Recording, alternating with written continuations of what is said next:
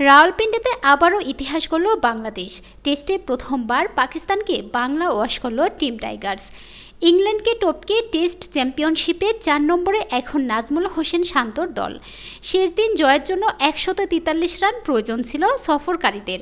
শেষ পর্যন্ত ৬ উইকেট হাতে রেখে জয় নিশ্চিত করে বাংলাদেশ।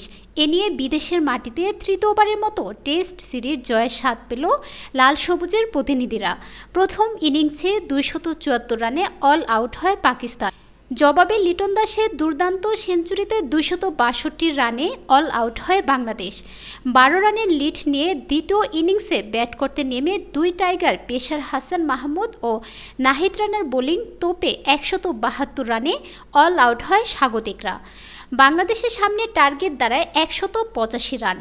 পাকিস্তানের দেওয়া ১৮৫ রানের টার্গেটে ব্যাট করতে নেমে বিনা উইকেটে ৪২ রান সংগ্রহ করে চতুর্থ দিন শেষ করেছিল বাংলাদেশ।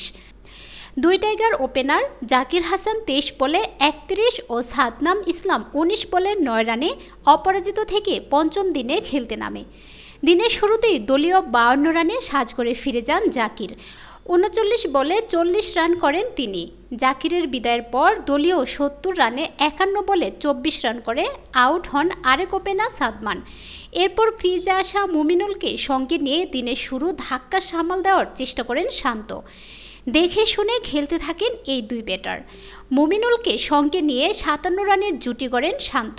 তবে দলীয় ১২৭ রানে ৮২ বলে ৩৮ রান করে সাজ করে ফিরে টাইগার অধিনায়ক।